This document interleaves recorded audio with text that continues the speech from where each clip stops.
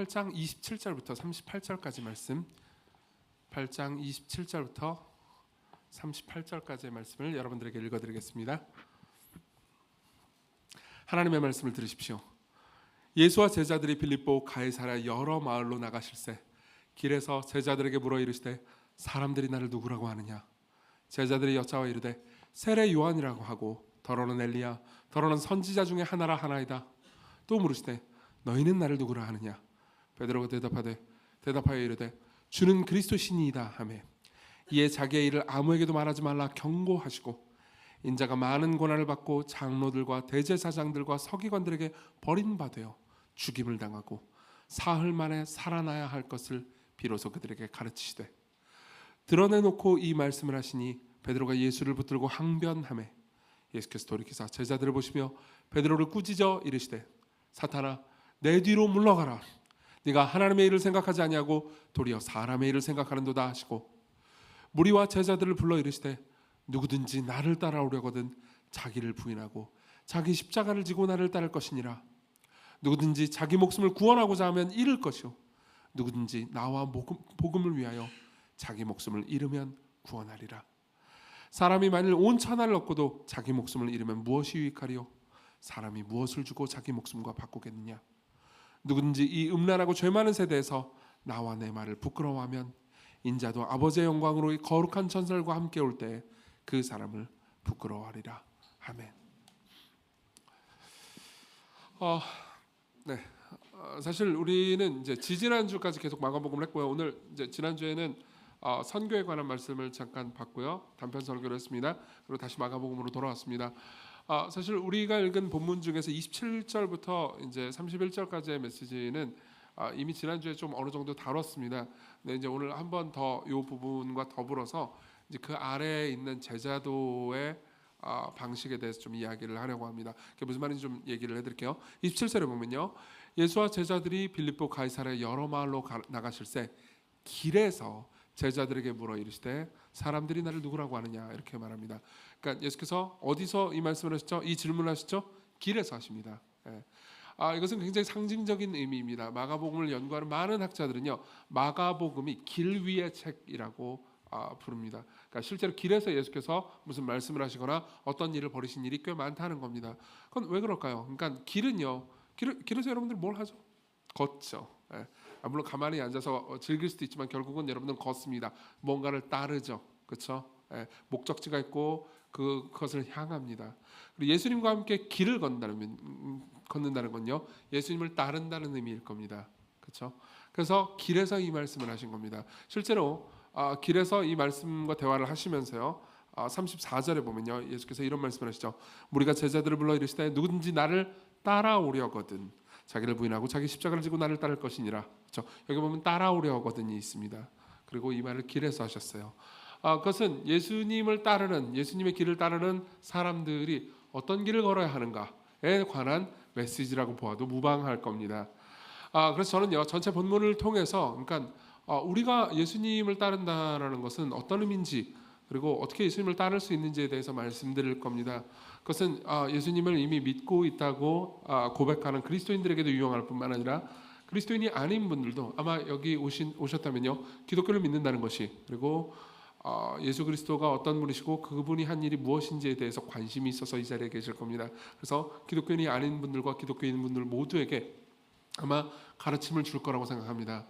그리고 여러분들이 그리스도를 따른다는 것은요, 먼저 그분이 가신 길이 어떤 것인지를 안다는 것을 의미하겠죠. 그래서 저는요, 본문 전체를 근거로 해서 첫 번째로는요, 그분이 가신 길이 무엇인지를 말씀드리겠습니다. 두 번째로는요, 우리가 따를 수 있는 길, 제자들이 따라야 하는 길이 어떤 것인지에 대해서 말씀드리겠습니다. 그리고 마지막으로는 그 길을 따를 수 있는 용기가 어디로부터 오는지를 말씀드리겠습니다. 자, 먼저 예수님이 가신 길이 어떤 것인지를 말씀드리죠. 우리 28절부터 30절을 보겠습니다. 28절부터 30절입니다. 제자들이 여짜와 이르되 세례 요한이라 하고 더러는 엘리야 더러는 선지자 중에 하나라 하나이다. 또 물으시되 너희는 나를 누구라 하느냐? 베드로가 대답하여 이르되 주는 그리스도시니이다 하매 이에 자기의 일을 아무에게도 말하지 말라 경고하시고. 자, 보세요. 설명해 드리겠습니다. 예수께서요, 길에서 가이사랴 빌립보라는 도시의 길에서요, 사람들에게 제자들에게 물으십니다. 사람들이 나에 대해서 뭐라고 하느냐? 사실 이것은 꽤나 중요한 질문이었습니다. 이 지금까지의 마가복음 내에서요. 여러분들은 사실 이제 기독교에 대해서 스포일러를 이미 다 들으신 사람이기 때문에 예수 그리스도의 정체에 대해서 그분이 하나님의 아들이시고 그리스도시고 뭐 이런 거에 대해서 이미 듣고 알고 어느 정도를 이해하고 있는 상황일 겁니다. 그렇지만 마가복음을 처음으로 읽었던 비신자라고 한번 생각해 보십시오. 그리고 이 사람이 유대교에 대해서 그리고 구약 성경의 배경에 대해서 잘 알고 있는 사람이라고 생각해 보십시오. 그러면요, 마가복음을 처음부터 보잖아요. 그러면 도대체 이분이 누군가라는 생각을 하게 됩니다. 이분은 능력의 하나님입니다. 예. 그러니까 능력의 하나님이라기보다는 이제 그때 당시 사람들이 생각하기엔 능력을 가진 존재입니다. 예. 죽은 사람 살리고 병든 자를 고치고 떡 5덩어리와 물고기 2마리로 5,000명을 먹이고 그리고 풍랑과 바다를 잠잠케 했습니다. 그럼 당연히 이분이 어떤 분인지에 대해서 궁금하겠죠. 분명히 사람이긴 사람이에요. 근데 엄청난 능력을 행하고 있습니다. 그리고 계속해서 사람들은요 궁금해야 합니다. 물론 스포일러는 1장에 이미 나왔습니다. 1장 24절에 보면요 어떤 한 존재가 이렇게 말합니다. 나사렛 예수여, 우리가 당신과 무슨 상관이 있나이까? 우리를 멸하러 왔나이까? 나는 당신이 누구인지를 아노니 하나님의 거룩하신 자니이다. 이걸 누가 말했는지 아십니까? 귀신이요. 귀신이 스포일러를 다 해버려요. 그렇지만 물론 사람들은 믿지 않았죠. 귀신의 말을 듣고 그걸 이해하진 않았고요. 그리고 예수님께서도 잠잠하라고 말씀하십니다. 그러고 나서도 계속해서 제자들은, 그리고 예수님 옆에 있는 사람들은요 궁금해합니다. 도대체 이분이 누구지? 특별히 풍랑과 파도를 잠잠케 하신 사건 이후에는요 제자들이 심히 두려워하면서 이렇게 말합니다. 서로 말하되 그가 누구이기에 바람과 바다도 순종하는가 하였더라. 그 사람들은 도대체 저 존재가 누구지? 그냥 선지자 같아 보이지는 않는데? 라고 생각을 했던 거죠. 그래서 당시에 많은 사람들은요 예수님을 엘리야나 뭐 세례 요한 같은 선지자라고 생각했습니다. 근데요 베드로와 제자들은요 그보다는 더 뛰어난 존재라고 생각했던 거죠. 그래서 말합니다. 주는 그리스도십니다. 물론 이렇게 말을 했을 때 베드로가 예수님의 정체를 완벽하게 알았을 거라고 생각할 수는 없습니다. 왜냐하면 이후에 있는 이야기를 통해서 예수님의 정체, 특별히 그분이 하나님의 아들이라는 것을 그가 완벽히 알았다는 증거는 없습니다. 그러니까 여러모로 베드로는 계속해서 혼돈스러워합니다. 하지만 이 지점에서 예수님께서는요 사실상 밝히 말씀하신 겁니다. 32절과 31절에 보면요 밝히 자신의 존재를 얘기했을 뿐만 아니라 있는 그대로 드러냈다고 말씀을 하시죠. 그건 뭘 의미할까요? 그분이요 하나님께 기도하는 많은 선지자들 중에 한 명인 게 아니고 수많은 선지자들의 기도를 받으시는 하나님이었다는 걸요. 그분은 하나님이십니다. 하나님이 사람이 되셨죠. 이게 마가복음의 여기까지의 주장의 핵심입니다. 실제로 마가복음을 연구하는 사람들은요 마가복음을 3막극으로 나눕니다. 그리고 우리가 읽은 이 본문이 1막의 끝이라고 봅니다. 그는 누구인가? 그는 그리스도시다. 그는 하나님의 아들이시다. 그는 많은 기도하는 선지자들 중에 한 명이 아니고 그 수많은 선지자들의 기도를 받으시는 하나님이시다. 이게 1막의 끝입니다. 자, 이 1막의 끝을 볼 때요 사람들은 그분의 정체에 대해서 이해하게 됩니다. 아마 처음 이 마가복음을 읽었던 분들은요 그러니까 이 부분에서 충격을 받았을 겁니다. 신이 사람이 됐군. 그렇죠? 근데 그 다음 절이 훨씬 더 충격적인 이야기입니다. 우리 31절을 같이 한번 읽어보겠습니다. 31절 시작. 인자가 많은 고난을 받고 장로들과 대제사장들과 서기관들에게 버림받아요 죽임을 당하고 사흘 만에 살아나야 할 것을 비로소 그들에게 가르치시며. 보세요. 이분이 신인데 신이 사람이 된 존재인데요. 자기가 당시에 종교 지도자들, 대제사장들과 서기관들과 장로들에게 고난을 당하고 죽임을 당할 거라고 생각합니다. 말씀하십니다. 예수께서요. 자, 이게 얼마나 당시로서는 큰 반전이었는지 한번 깊이 생각해 보십시오. 여러분, 실제로 이제 좀 이따 더 자세히 보겠지만요. 베드로는 이 모든 것을 보면서 놀랍니다. 그리고 이 일이 절대로 죽게 미치지 않으리라고 단언합니다. 그러니까 이런 일은 절대 있으면 안 된다는 거죠. 그것은 베드로뿐만 아니라 우리 모두의 직관에도 반하는 이야기니까요. 예수님은 누굽니까? 그분은 메시아입니다. 그리스도입니다. 그리고 우리는 생각해 보십시오. 우리가 좋아하고 즐거워하는 모든 메시아의 이야기, 영웅의 이야기, 대단한 이야기는 어떤 형태를 띠고 있죠? 그 모든 사람들의 이야기는요 강해지고 강해져서 결국은 악을 물리치는 이야기로 끝납니다. 그렇죠? 사실 이것이 우리가 만들어내는 드라마나 영화나 소설의 이야기의 중심부일 뿐만 아니라 우리가 사실 삶에서 갈망하는 이야기죠. 모든 이야기들은 그렇습니다. 뭐 제가 좋아하는 얘기를 한번 들어보죠. 저는 수많은 영화나 드라마나 소설을 좋아하지만 예를 한번 들어보면 스파이더맨을 한번 생각해 봅시다. 여러분들이 이제 2000년대 초반에 나왔던 스파이더맨 1, 2, 3 시리즈를 보지 못했다면, 샘 레이미 감독이 만든 보지 못했다면요, 여러분들은 스파이더맨을 잘 모르는 겁니다. 그게 그 첫 번째 1, 2, 3 시리즈가 최고예요. 그 다음은 좀 뭔가 너무 스타일리시해졌어요. 자, 거기서 나오는 공감하시는 분들이 계시는군요. 감사합니다. 거기서 나오는 스파이더맨은요, 토니 파커는요, 제가 설교 중간에 이런 말을 쓰는 게 좀 죄송하긴 하지만 이 단어 말고는 설명이 안 됩니다. 그런 찐따입니다. 그죠? 보는 분들은 다 고개를 끄덕이시네요. 찐따예요. 그러니까 뭐랄까요, 공부도 못하고요, 뭐 딱히 멋있지도 않고요, 그리고 학교에서는 약간 왕따에 가깝습니다. 뭐 아무것도 잘하는 게 없어요. 그리고 뭔가 계속해서 그러니까 되게 연약한 존재로 비춰지죠. 그러다가 뭐 어떻게 하다 보니까 거미에 물리게 되고 힘을 가지게 되고, 그 다음에 점점 더 힘을 제어할 수 있을 만한 지혜도 가지게 되고, 고난도 겪게 되고, 그리고 더 강해집니다.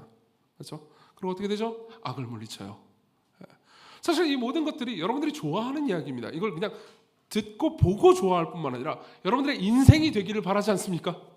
여러분들은 연약합니다. 문제가 있습니다. 그렇죠? 어떻게 되기를 바라시죠? 더 강해지기를 바라죠. 그리고 더 지혜로워지기를 바랍니다. 그리고 더 능력 있기를 바랍니다. 그리고 악을 물리치기를 바랍니다. 내 삶에서요, 나를 괴롭게 하거나 사람들을 괴롭게 하거나 고통스럽게 하는 모든 것들을 물리치기를 바랍니다. 제가 처음에 1, 2, 3 시리즈를 봤을 때요, 얼마나 감동받았는지 아십니까? 그가 찐따인 만큼이나 나도 찐따이고, 그리고 나도 그만큼 강해지고 싶었습니다. 그래가지고 막 벽에 붙어가지고 막 이러고 클라이밍을 한번 해볼까 이런 생각까지 했었어요. 보통 그렇죠. 보통 그렇습니다. 이런 것들을 가장 잘 말해주는 게 복수물입니다. 복수물만큼 이 모든 서사를 깔끔하게 말해주는 이야기는 없습니다. 더글로리 이야기를 해보죠. 여러분들이 많이 봤을 테니까요. 여러분들이 저한테 다 봤어요 그러면은 역시 이번에도 요약분들의 다는 못 볼 것 같아요. 빨리는. 어쨌든 재미있었습니다. 더글로리 이야기는 간단하죠. 문동은이 있습니다. 송혜교 배우가 열연을 했죠. 문동은이 있고요. 어렸을 때 고등학교 때 학교 폭력을 당했습니다. 그리고 문동은을 괴롭혔던 여러 빌런들이 있죠. 빌런들 중에서 제일 강력한 빌런은 박연진입니다. 맞죠? 네, 둘이 이렇게 있어요. 그리고 문동은은 엄청나게 고통을 당합니다. 진짜. 그러니까 영상을 두 눈 뜨고 보기 힘들 정도로 큰 고통을 당합니다. 그리고 복수심을 가지게 되죠. 모든 복수 드라마는 여기서부터 출발해요. 요즘은 더글로리지만 옛날에는 이소룡 영화였습니다. 제가 이소룡을 얼마나 좋아했는지 아세요? 맹룡과강, 복수열전은 아닌데 어쨌든 수많은 영화들이 있습니다. 거기서요, 연약했던 사람은요 고통을 당합니다. 뭐 사부가 죽든 가족이 죽든 어떻게든 그래요. 그리고 원수가 있죠. 그리고 원수를 대적하기 위해서 강해집니다. 점점 수련을 하죠. 문동은도 마찬가지예요. 점점 강해지기 위해서 자기 자신의 마음을 갈고 닦고요. 그리고 힘을 가지기 위해서 여러 가지가 생깁니다. 점점 시간이 지나면서 돈도 생기고요. 남자친구도 생기고요. 남자친구 되게 잘생겼어요. 그리고 수많은 것들이 생기죠. 일단 지혜가 생기죠. 그리고 복수를 하기 위해서 다짐하고 일을 갑니다. 이런 식으로요. 박연진이 결혼을 할 때요, 이렇게 말하죠. 결혼 진심으로 축하해. 미안하지만 축의금은 준비 못했어. 근데 뭐 인생의 경조사가 결혼식만 있는 건 아니잖아. 오, 보세요. 문학성이 없는 사람이 이렇게 말합니다. 죽여버릴 거야. 근데 문학성이 있잖아요. 그러면 인생의 경조사가 결혼식만 있는 건 아니잖아. 이렇게 말하는 거죠. 전율이입니다. 그리고 그 이야기를 쭉 가잖아요. 그러면 이제 복수에 차례차례 성공하죠. 그 가운데 고통이 없는 건 아니고 고난이 없는 건 아니지만 복수에 차례차례 성공합니다. 그리고 그 모든 것들이 주는 카타르시스가 있죠. 나는 강해졌고 강해진 나는 복수했다. 이거예요. 그리고 많은 사람들이 이런 이야기를 뭐 스파이더맨이든 뭐 이소룡이든 더글로리든 이런 이야기를 좋아할 때 사람들은 마음속 깊은 곳에서 갈망하고 있는 겁니다. 나도 강해지고 싶고, 나도 지혜로워지고 싶고, 나도 더 많은 돈을 가지고 싶고, 나도 더 세졌으면 좋겠어요. 그리고 결국은 내 삶의 억울함, 사람들의 억울함, 사람들의 고통, 내 삶의 고통, 그리고 그 모든 것들을 내가 해결하고 싶어. 그렇죠? 혹은 누군가 해결해 주는 것을 내가 보고 싶어. 그 강한 존재가. 이거예요. 이렇게 생각할 때 사람들의 생각에는요, 이 세상은 둘로 나뉩니다. 단순히 나쁜 사람들이랑요, 그리고 착한 사람들이죠. 문동은과 박연진입니다. 나쁜 빌런인 박연진과 착한 그리고 상처받은 문동은이 존재하죠. 근데 실제의 삶도 그럴까요? 아니요, 실제의 삶은 그렇지 않았습니다. 더 글로리와 연관된 이야기 중에서 제가 제일 재밌게 생각하는 게 있습니다. 이거 더 글로리의 이 드라마 바깥의 이야기예요. 이 드라마를 감독했던 사람이 있습니다. 안길호 감독이라는 분이 있어요. 정말로 이 드라마를 정말 끔찍하게 잘 만들었습니다. 아주 카타르시스가 느껴지게 만들었죠.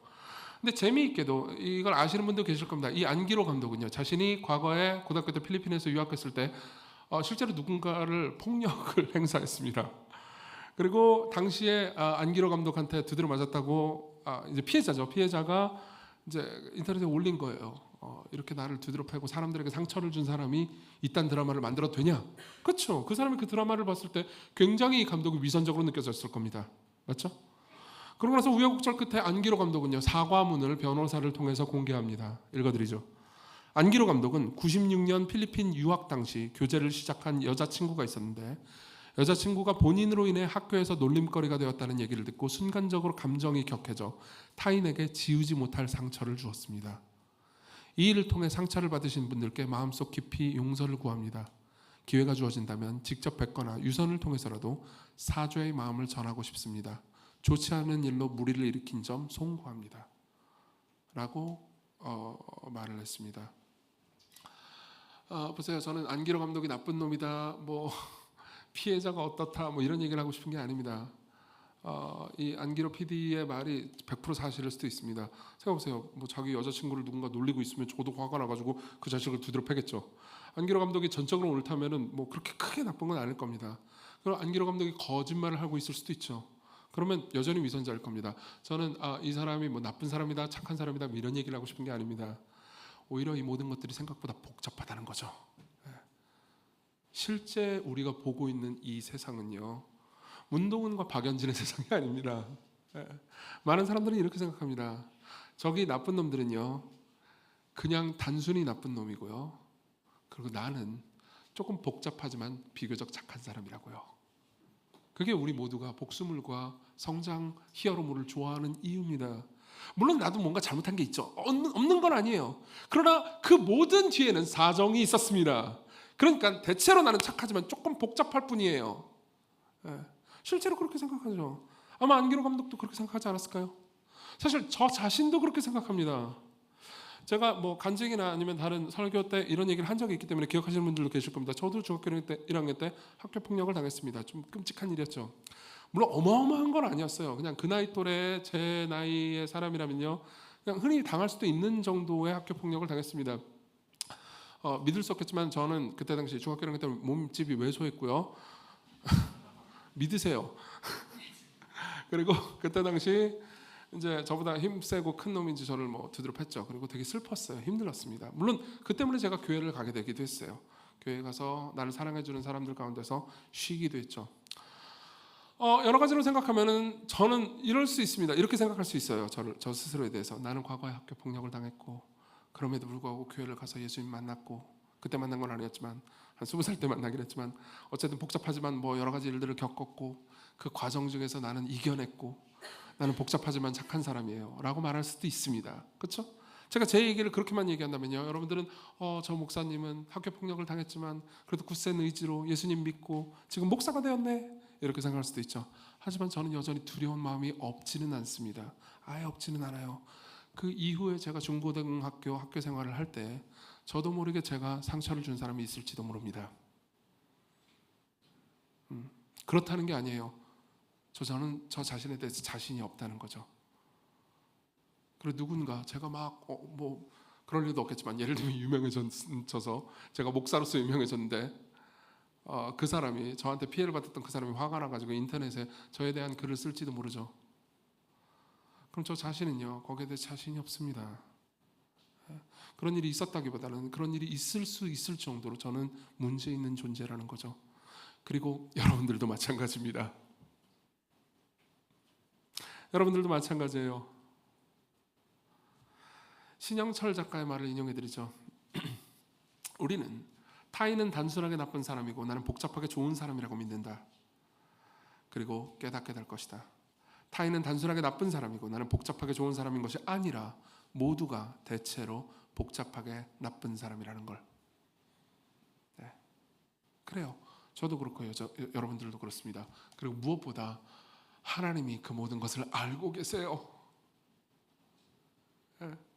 자, 예수님은요, 여러분들이 과거에 당했던 모든 억울함과 슬픔과 괴로움과 고통을 알고 계십니다. 그리고 그분은 그 모든 것들을 위로하시는 구주십니다.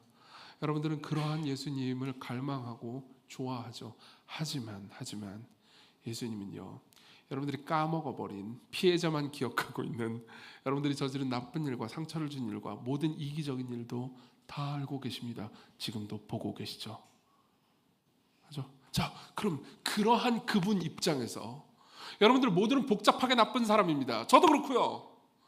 그럼 그분이 우리를 사랑해서 구원하시기 위해서는 뭘 하셔야겠습니까? 힘이 세가지고 더 강한 힘으로, 물론 그분은 전능한 분이니까 처음부터 모든 걸 할 수 있었습니다. 힘을 잘하게 할 필요도 없었어요. 그냥 오자마자 악을 물리쳐주는 것, 그게 바로 베드로가 생각했던 거죠. 그렇지만 예수께서는요, 베드로의 죄와 로마의 죄 모두를 알고 계십니다. 그러면 베드로뿐만 아니라 로마를 구하시려면 그분이 뭘 선택해야 됩니까? 많은 사람들이 생각합니다. 예수님이 그냥 문동은의 하나님이기를 바랍니다. 문동은을 구원해주는 구속자 혹은 메시아이기를 바라죠. 그럼 박연진을 때려 죽이는 거예요. 그러나 보세요. 지금부터 하는 문장이 여러분들 중에 어떤 사람들은 화내게 만들지도 모르겠습니다. 그러나 그분은요, 문동은과 박연진 모두를 구원하기를 원했습니다. 그럼 그분이 하셔야 하는 선택은 뭐죠? 강한 힘으로 다 때려 부셔버리는 것? 아니요. 저와 여러분들 같은 복잡한 나쁜 사람들이 저지른 모든 죄를 그분이 대신 짊어지고 그리고 형벌을 대신 받는 겁니다. 그렇기 때문에 그분이 저와 여러분들을 사랑하시려면, 구하시려면, 그분이 저와 여러분들의 메시아가 되시려면요, 그분은 강해지시는 게 아니고 약해지셔야 합니다. 자, 이게 바로 십자가의 의미입니다. 여러분 마가복음을 지금까지 보잖아요. 그럼 마가복음은 초장부터 1장부터요 예수님의 기적이 막 점철되어 있다는 것을 아실 겁니다. 초반부는 보면요, 예수님의 기적이 막 있습니다. 근데 이때를 기점으로요, 예수님의 기적이 줄어듭니다. 없어지는 건 아니에요. 그렇지만 줄어듭니다. 그리고 가장 스펙타클한 기적들은요 사라집니다. 그리고 마지막 생에 그분이 십자가를 가실 때 거기에는 기적이 없어요. 십자가를 생각해 보십시오. 십자가는 기적이 없다는 의미입니다. 그분의 강함이 다 사라졌어요. 제가 지난주에요, 이제 저희 친구기도 하고 제가 존경하는 목회자죠, 임영규 목사의 설교를 듣는데요. 그러니까 이 친구도 무협지 이런 거 되게 많이 봤던 것 같아요. 여러분 혹시 금강불괴라고 아세요? 금강불괴? 무협지 좋아하는 사람 없어요? 뭐야, 나만 좋아하는 거야? 금강불괴 몰라요? 모든 복수물이나 무협지는요, 그러니까 뭔가 소림사 이런 데 가가지고 막 무공을 단련하는 장면이 나옵니다. 그러면 어떻게 되냐면, 아는 분도 있군요. 금강불괴가 됩니다. 금강이 뭐냐면 금강석을 가리켜요. 다이아몬드예요. 다이아몬드. 몸이 다이아몬드가 되는 거예요. 그래서 내가 불괴, 나를 괴롭힐 수 없어요. 나를 해할 수 없습니다. 그래서 칼로 막 찌르면 칼이 부러져요. 그리고 미친놈 그러면서 때리면 날아가고 막 하여튼 이런 거예요. 그분은 나는 금강불괴다 이렇게 하실 수도 있었습니다. 십자가로 끌고 가면은 막 여기다 못 박으려면 못이 부러지고, 그렇죠? 그럴 수 있었잖아요. 그분은 그런 능력을 얼마든지 행할 수 있었습니다. 그분은 천사들을 부를 수도 있었습니다. 실제로 베드로한테 그렇게 말씀하신 적이 있어요. 칼로 흥한 자는 칼로 망할 거라고요. 그러면서 내가 12군단 더 되는 천사를 불러서 여기는 모든 사람들을 죽일 수 없는 줄로 아느냐라고 물으신 적도 있죠. 그러나 십자가에서 그분은 아무 말도 하지 않으셨습니다. 그냥 거기 계셨죠. 사람들이 그분의 손목에 그리고 발에 못을 박을 때 못이 들어갔습니다. 그리고 그분은 비명을 지르셨죠. 사람들의 채찍질을 할 때 그분은 맞으셨습니다. 사람들이 가시면류관을 그의 머리에 누를 때 가시가 그의 머리를 뚫고 뇌까지 침입해 들어갔습니다. 그분은 그렇게 연약하게 계셨습니다. 자, 이것이 바로 그분이 걸어간 길이에요.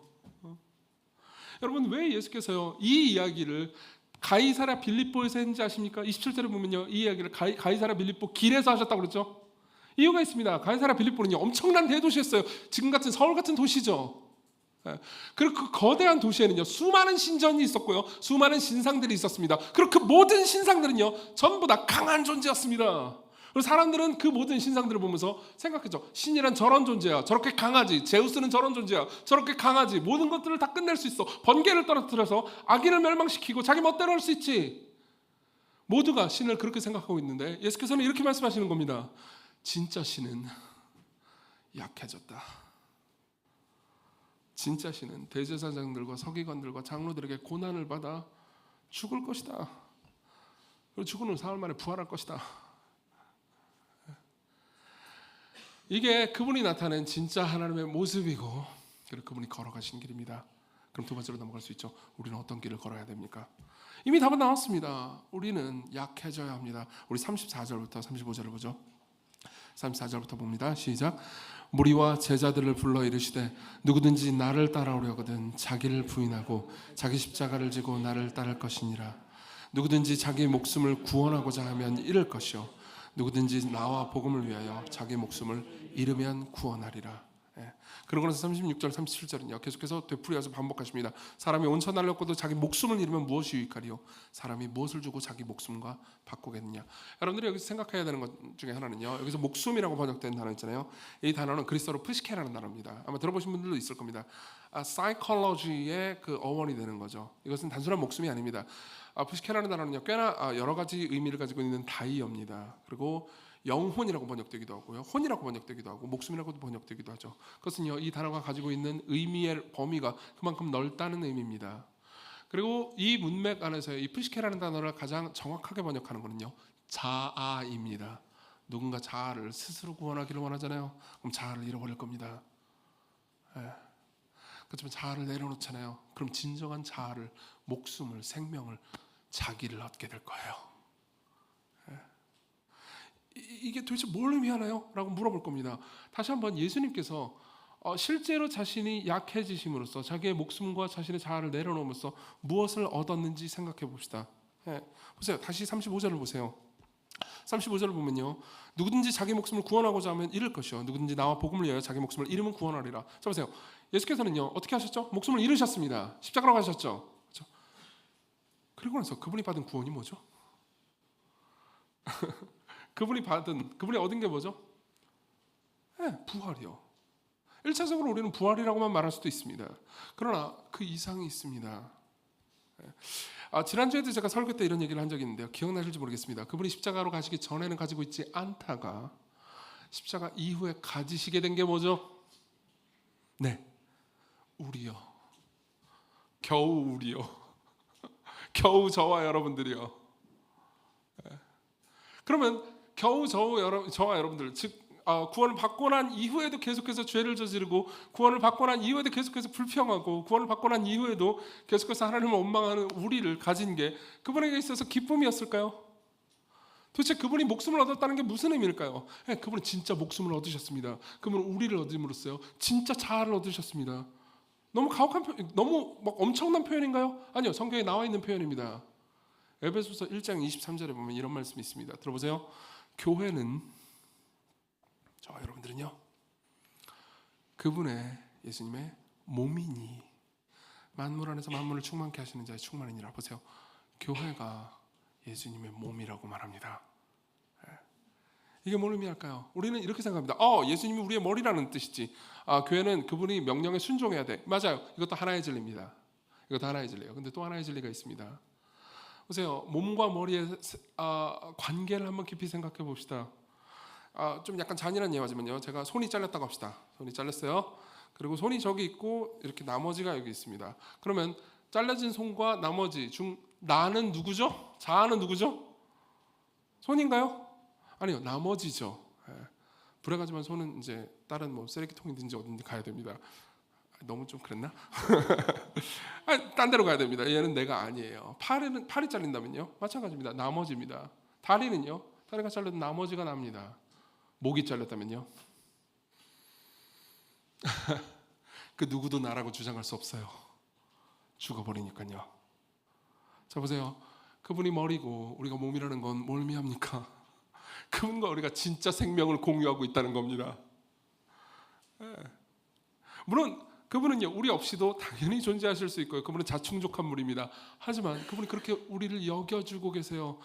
이 말씀은요 16세기의 종교개혁자였던 장 칼뱅이 정말 좋아했던 말씀입니다. 실제로 인용도 엄청나게 많이 했죠. 그러면서 뭐라고 말하는지 아십니까? 그리스도께서 우리 없이는 자신을 온전한 존재로 여기지 않는다는 것이 우리에게 얼마나 큰 위로입니까? 그분은 우리 없이 자기 자신을 온전한 존재로 여기지 않으십니다. 그것은 그분이 우리를 자신의 목숨이라고 여기셨다는 거죠. 자, 그럼 그분이 자신의 목숨을 버리시고 얻으신 게 뭐죠? 사랑입니다. 그리고 늘 우리는 알 수 있습니다. 사랑은요, 우리를 약해지게 하죠. 그렇죠? 많은 사람들이 선택하는 삶의 길은 세 가지입니다. 대부분 정말 많은 사람들이 선택하는 길을 첫 번째는요, 힘을 사용해서 올라가야겠다는 겁니다. 진짜 많은 사람들이 선택하죠. 더 많은 힘, 더 많은 돈, 더 많은 능력, 지위, 그런 것들을 계속해서 얻고 또 얻잖아요. 그럼 올라갑니다. 난 더 많은 것을 가질 수 있죠. 이게 많은 사람들이 선택하는 길입니다. 그리고 또 많은 사람들이 선택하지만 첫 번째 길보다는 좀 나은 길이 있습니다. 힘을 사용해서 사랑하겠다. 힘을 사용해서 사랑하겠다. 내가 어쨌든 이 세상에서는 힘과 돈과 능력이 필요하니까 힘, 돈, 능력, 지혜 같은 것들을 막 가지고 더 가지고 꽤나 생기고, 그리고 내가 넉넉하게 나누어질 때쯤 되면 그 다음부터 다른 사람들을 사랑하겠습니다. 이런 거죠. 이것도 정말 많은 사람들이 선택하는 길입니다. 그리고 저한테 많이 사람들이 요구하는 길이기도 합니다. 제가 종종 그런 얘기를 하잖아요. 제가 여러분들 위해서 기도할 때 갑자기 여러분들이 핸들링할 수 없을 정도의 돈이 생기지 않게 해달라고 기도한다고 얘기했던 거 기억나시죠? 그렇죠? 그래서 제가 여러분들의 복권에 당첨되지 않게 해달라고 기도한다는 걸 신학교에 오래 다닌 분들은 알고 있습니다. 그리고 저한테 많은 분들이 와서 이야기를 하고 있습니다. 그렇죠? 그 기도 하지 말라고요. 취소하라고요. 오히려 반대로 기도하라고요. 복권 한 3번 당첨되게 해달라고. 3번, 4번 당첨되면 한 10억 정도 우리 교회에 헌금하겠다고요. 그럼 저는 말하죠. 그딴 10억 필요 없다고. 그렇죠? 정말 많은 사람들이 이렇게 얘기하죠. 힘이 생기면, 가지면, 지금은 좀 곤란하고요.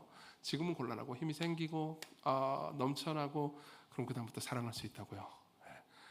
이게 두 번째 길이에요. 근데 세 번째 길이 있습니다. 세 번째 길은 이거예요. 힘이 약해지더라도 사랑하겠다고요. 이게 우리가 늘 받기를 원하는 사랑이죠. 이게 엄마가 아기를 품고 아기를 낳게 되잖아요. 그러면 경험하게 되는 사랑입니다. 엄마가 애를 낳잖아요. 그러면 이부예배 같은 경우는 임신한 분들이 거의 없으니까요. 엄마가 애를 낳잖아요. 그럼 그때부터 몸이 망가지기 시작합니다. 정말이에요.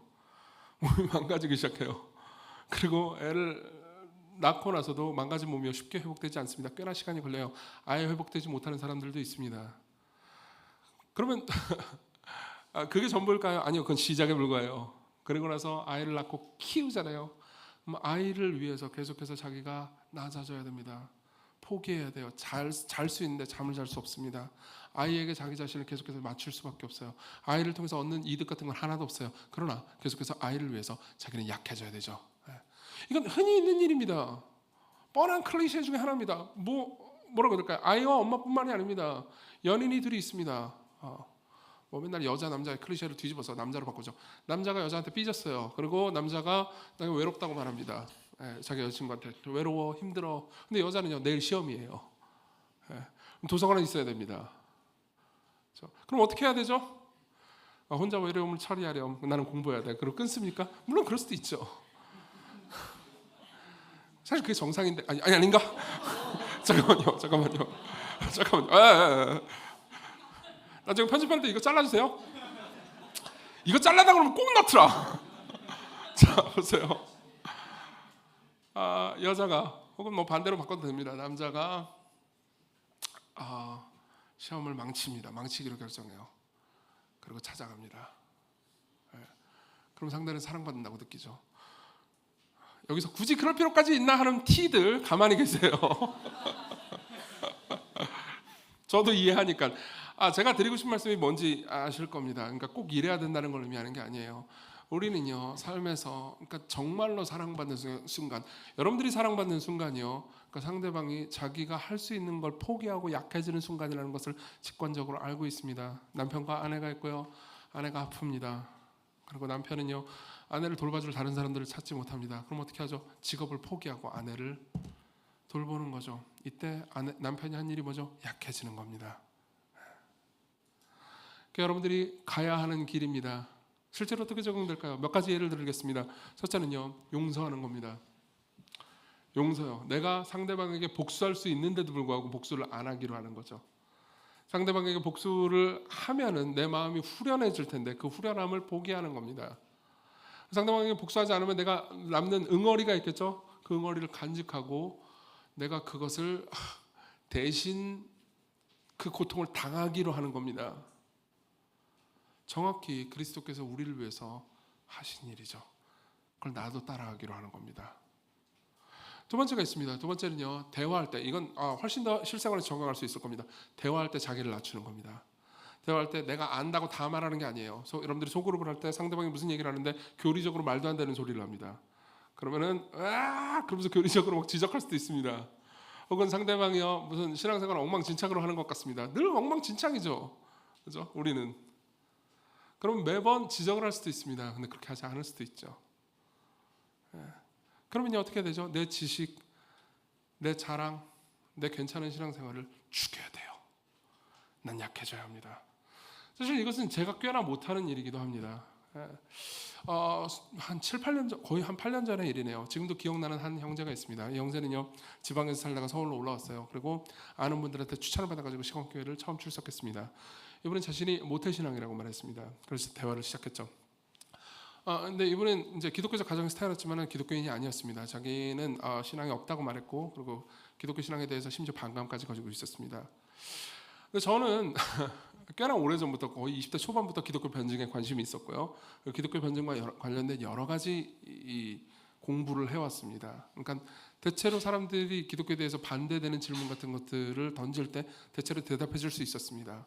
그리고 그때도 열심히 공부하고 있었고 저는 뭐든지 대답해 주려고 마음을 먹고 있었죠. 사실 정확히 말하면 논쟁하고 싶었죠. 그분이 여러 가지 이야기를 했을 때 저는 사실 마음을 연 거잖아요. 그러면 마음을 열면서 들어주면서 그 사람이 이해해 줬으면 좋았을 겁니다. 근데 이제 질문들을 던졌을 때 저는요 그때 아마 이기고 싶었던 것 같습니다. 그럼 엄청나게 대화를 했죠. 결과 어떻게 됐을까요? 누가 이겼을까요? 제가 이기고 제가 졌죠. 대화가 거의 끝날 때쯤엔 둘 다 화가 나 있었고요. 저는 그 형제를 다시 보지 못했습니다. 지금도 만나면 대화를 다시 하고 싶어요. 그리고 미안하다고 얘기하고 싶습니다. 굳이 이게 옳고 그게 그러다라고 말할 필요가 없었는데요. 안 그래요? 그 사람을 이해할 필요가 있었습니다. 그러려면 어떻게 해야 되죠? 제가 제 지식을 죽여야 됩니다. 이게 그때 당시 제가 질 수 있었던 십자가였죠. 그러나 저는 자기 증명을 위해서 그렇게 하지 않았습니다. 여러분들도 아마 지난 주간 동안 그렇게 한 적이 꽤 있었을 겁니다. 이 모든 것들은요 신약 성경의 원리이기도 합니다. 실제로요 사도 바울은 이 원리를 충실하게 구현하는 모습을 보여줍니다. 사도 바울은요 복음을 전하는 사람이었고요. 당연히 복음을 전하는, 그러니까 전적으로 풀타임으로 복음을 전하는 사람이기 때문에 교회의 후원을 받아서 자신의 생계를 꾸려나갈 권리가 있었습니다. 그렇죠? 실제로 많은 교회 후원을 받았어요. 그러나 사도 바울은요 고린도 교회에 갔을 때는요 고린도 교회로부터 후원을 받지 않았습니다. 그러니까 복음을 전하고 수많은 사역을 했지만요 교회 후원을 전혀 받지 않았어요. 왠지 아십니까? 그때 당시 고린도에는요, 그러니까 내가 뭐 철학이나 뭐 실생활에 유용한 지식을 알려준다고 말하면서 돈을 뜯어내는 말쟁이들이 많았습니다. 사도 바울은요, 그러니까 자신이 전하는 예수 그리스도가 그런 취급을 받는 것이 옳지 않을 뿐더러, 그러니까 자신이 전하는 진지한 생사를 가르는 이 복음이요, 사람들에게 그렇게 오해되기를 원치 않았습니다. 그래서 어떻게 했는지 아십니까? 고린도 교회로부터 받는 모든 후원을 받지 않았습니다. 받을 수 있는데도요, 요구하지 않았어요. 그리고 어떻게 살았냐? 일을 했습니다. 그리고 사실 이제 나중에 한참 뒤에 빌립보 교회나 다른 교회로부터 후원을 받죠. 왜 그랬을까요? 왜 그렇게 자기가 할 수 있는 권리를 다 쓰지 않고 약해졌을까요? 바울은 이렇게 말합니다. 그런즉 내 상이 무엇이냐? 내가 복음을 전할 때 값없이 전하고 복음으로 말미암아 내게 있는 권리를 다 쓰지 않는 이것이로다. 고린도전서 9장 18절. 자, 이게 바울이요 자아를 찾는 방식이었어요. 여러분들이 만일 반대로 자아를 찾잖아요. 반대로 목숨을 구하잖아요. 더 강한 힘, 더 강한 힘, 더 강한 힘. 그러면요 여러분들은 결국 자아를 잃어버릴 겁니다. 정말로요? 예, 그렇습니다. 예를 들어 드릴까요? 독재자들을 생각해 보십시오. 독재자들은 그 나라에서 최고로 강력한 힘을 가지고 있습니다. 그렇지만 독재자들은요 계속해서 두려워할 수밖에 없습니다. 모든 역사를 연구하는 사람들이 동의하는 지점인데요. 특히 마이클 그린 같은 역사학자들이 얘기하는 거죠. 모든 독재자들은요 두려움을 어마어마하게 가지고 있었습니다. 자신이 잃어버릴까 봐요. 자신의 자아와 자신의 권력과 힘을 잃어버릴까 봐요. 그 특징이 뭔지 아십니까? 모든 독재자들은요 코미디언들을 미워했습니다. 유머를 싫어했다고요. 보세요. 코미디언들은 뭘 하고 싶죠? 풍자하고 싶습니다. 풍자하고 싶어요. 이정수 어디 갔지?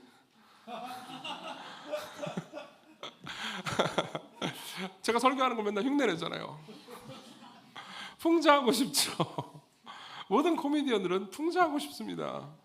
여러분 찰리 채플린 아시죠? 찰리 채플린 하면 떠오르는 이미지는 뭐죠? 코스염 이렇게 이거잖아요. 그 사실 히틀러를 풍자한 것이라는 걸 알고 계십니까? 모던 타임즈에서요 히틀러를 풍자했죠. 거기 보면 이런 장면이 나옵니다. 히틀러가 있고요 무솔리니가 있어요. 무솔리니도 독재자였죠. 그렇지만 히틀러는요 자기가 더 세다고 생각했습니다. 둘이 같이 의자에 앉는데요 의자의 높이가 똑같은 거예요. 히틀러는 화가 났습니다. 그래서 어떻게 하는지 아십니까? 톱을 가지고 와서 의자 다리를 자릅니다. 그리고 무솔리니가 좀 낮아졌어요. 그제서야 만족합니다.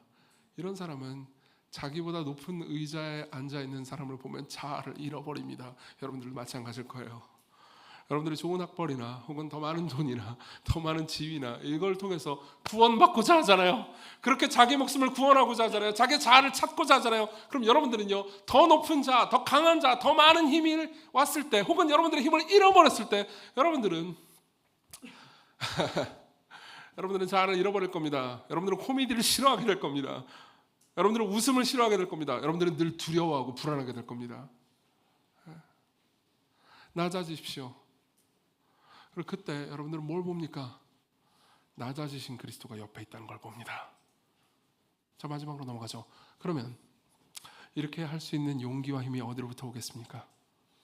우리 32절부터 33절을 보겠습니다. 32, 33절 같이 읽겠습니다. 시작.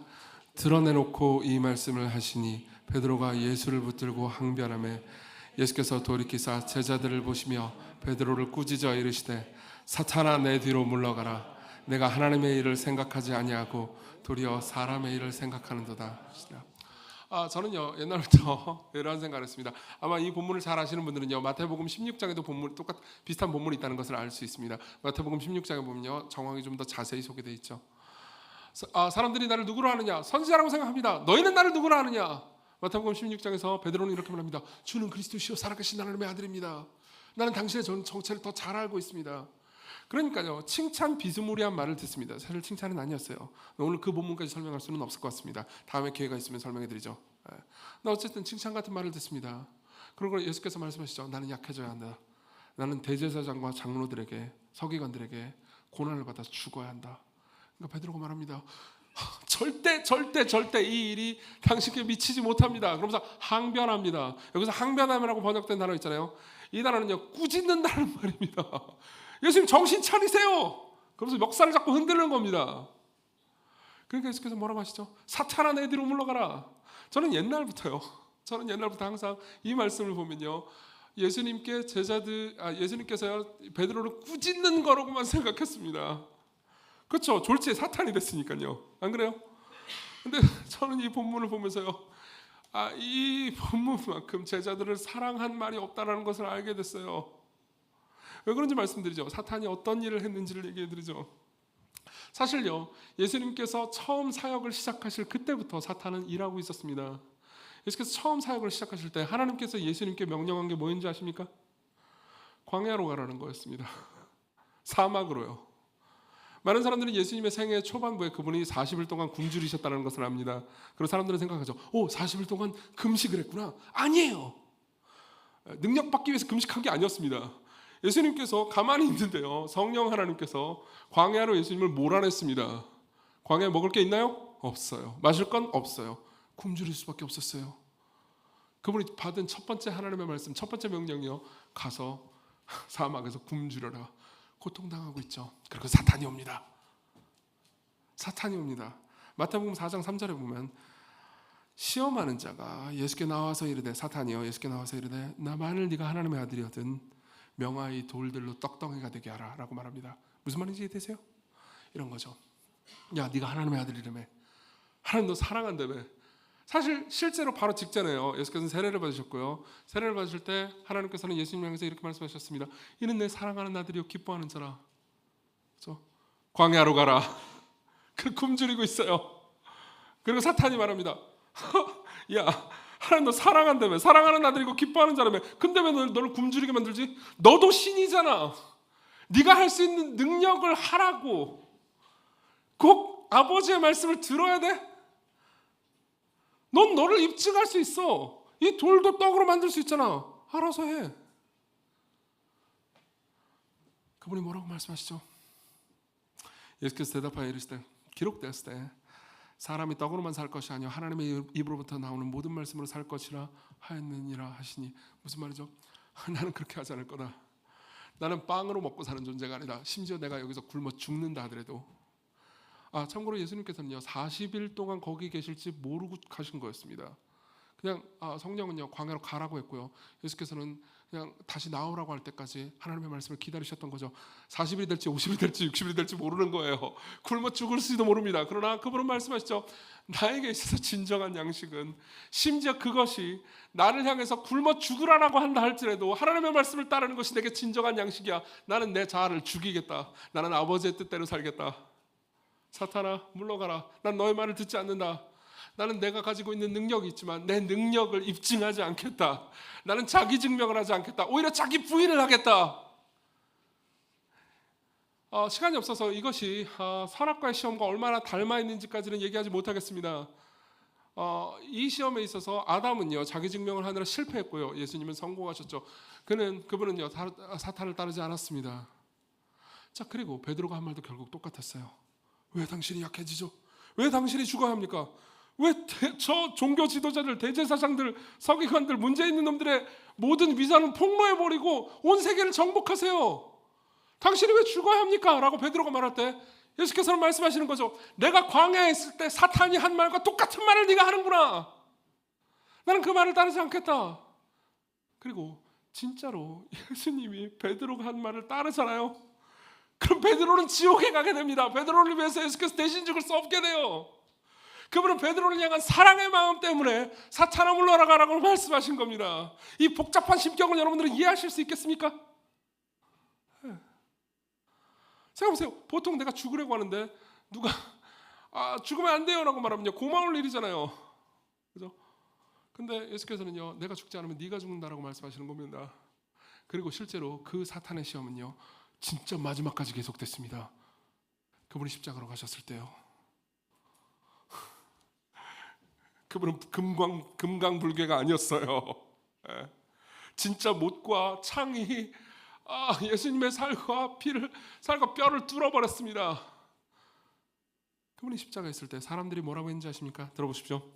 지나가는 자들은 마가복음 15장 29절입니다. 지나가는 자들은 자기 머리를 흔들며 이렇게 찌릿하면서 예수를 모욕하며 이르되 아하 성전을 헐고 사흘에 짓는다는 자요 내가 너를 구원하여 십자가에서 내려오라 하고. 야, 성전을 3일 만에 짓는다며? 그러면 십자가에서 내려올 수 있겠네. 내려와봐. 그와 같이 대제사장들도 서기관들과 함께 희롱하여 서로 말하되 그가 남은 구원하실 때 자기를 구원할 수 없도다. 이스라엘의 왕 그리스도가 지금 십자가에서 내려와 우리가 보고 믿게 할지어다. 똑같은 말이었죠. 그 수많은 사람들을 구원하고 죽은 사람을 살렸다고 말하는 사람이 결국 저 십자가에서 허무하게 죽어버리네. 능력이 때문에 내려와봐. 네가 무슨 메시아야. 그리고 옆에 있는 강도들도 십자가에 못 박힌 자들도 예수를 욕하더라. 저 보세요. 너를 증명하라 라고 말했던 광야에서 말했던 사탄의 음성은요 예수께서 십자가에 달리실 그때까지 계속 있었습니다. 힘 있으면 내려와 보라고요. 만일 저 같으면 내려왔을 겁니다.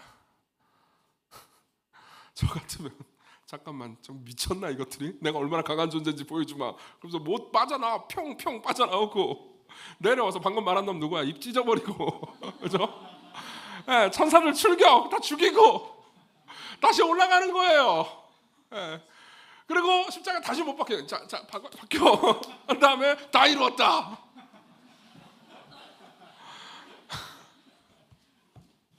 이명규 목사 똑같은 얘기를 하더라고요. 내가 생각한 거하고 똑같은 생각을 하더라고요. 저라면 그랬을 겁니다. 그러나 그분은 거기 그냥 머무르셨습니다. 그분은 사탄의 말을 듣지 않으셨어요. 그분은 나를 입증하겠다가 아닌 나를 낮추겠다고 하셨죠. 그리스도께서 우리를 위해서 하신 최고의 사랑의 행위가 뭔지 아십니까? 스펄전은 이런 질문을 합니다. 그리스도께서 우리를 위해서 하신 최고의 사랑의 행위가 무엇인가? 수많은 것들이 사랑의 행위죠. 십자가를 지신 것도, 병든 자를 고치신 것도, 우리를 위로해 주시는 것도 다 수많은 사랑의 행위지만 그분이 하신 사랑의 행위 중에서 최고의 것은 그분이 십자가에 머무르신 겁니다. 그냥 머무르셨습니다. 계속 그냥 거기 계셨어요. 수많은 사람들이 자기를 입증해보라고 얼마든지 입증할 수 있었는데도 불구하고 입증해보라고 할 때 그분은 입증하지 않으셨습니다. 그분은 자신의 능력을 다 쓰지 않으셨습니다. 그분은 자신의 강함을 사용하지 않으셨습니다. 그리고 우리를 사랑하셨죠. 누군가를 사랑하기 위해서 약해진 분이 계시다면 바로 진짜 그 하나님이 그 일을 하셨고요. 그리고 여러분들을 향해서도 똑같은 명령을 하십니다. 누군지 나를 따라오려거든 자기 십자가를 지렴. 적용을 할게요. 여러분들 중에서 기독교인이 아닌 분들이 계시다면요, 여러분들이 질 수 있는 십자가를 말씀드리겠습니다. 아니 나는 아직 예수도 안 믿는데 십자가를 져야 된다고요? 알려드리죠. 여러분들이 기독교인이 아닌 분들이라면, 그럼에도 불구하고 이 자리에서 계속해서 복음을 듣고 계신다면, 기독교에 대해서 계속 혼란스러워하고 계신 분들이라면요, 여러분들이 질 수 있는 십자가 하나를 알려드리죠. 여러분들이 하나님 앞에 나아가서요, 지금 그분께 나가서요, 저는 죄인입니다. 솔직히 지금까지 하나님 앞에서 계속해서 센 척을 해온 것도 사실이에요. 이제 더 이상 센 척하지 않겠습니다. 제 뜻대로, 제 마음대로, 제 힘으로 다 살아갈 수 있다고 믿지 않겠습니다. 저를 용서해 주세요. 그게 여러분들이 질 수 있는 십자가예요. 네. 그분은 기꺼이 기쁨으로 여러분들을 받으실 겁니다. 여러분들은 진짜 생명을 얻게 될 겁니다. 여러분들은 잠시 여러분들의 자존심을 죽였지만 여러분들은 더 큰 영광을 보게 될 거예요. 기독교인인 여러분들에게 말씀드리겠습니다. 여러분들의 삶에서는요, 십자가를 져야 되는 다양한 순간들이 있을 겁니다. 그 순간의 핵심은요, 나를 그 순간 입증하지 않기로 결심하는 거예요. 내가 낮아지기로 하는 겁니다. 내가 상대방이랑 맞추기를 하는 거예요. 바꿔서 한번 해볼까요? 그리스도께서 여러분들을 위해서 하신 일을 여러분들도 세상을 향해서 하는 겁니다.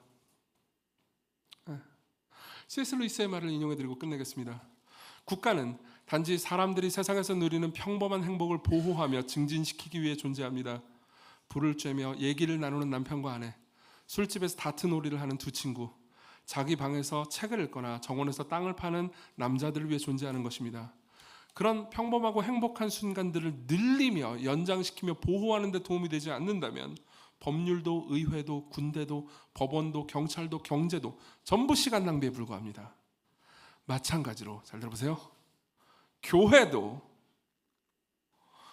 오직 사람들을 그리스도께로 이끌어 작은 그리스도로 만들기 위해 존재합니다. 이 일을 하지 않는다면 교회 건물도, 목회자도, 선교도, 설교도, 심지어 성경 자체마저도 시간 낭비에 불과합니다. 여러분, 그리스도를 보십시오. 여러분들은 모두 그분을 닮아가기 위해서, 그분을 따르기 위해서 여기 존재합니다. 그리스도께로 오십시오. 우리 같이 찬양 하나 부릅시다.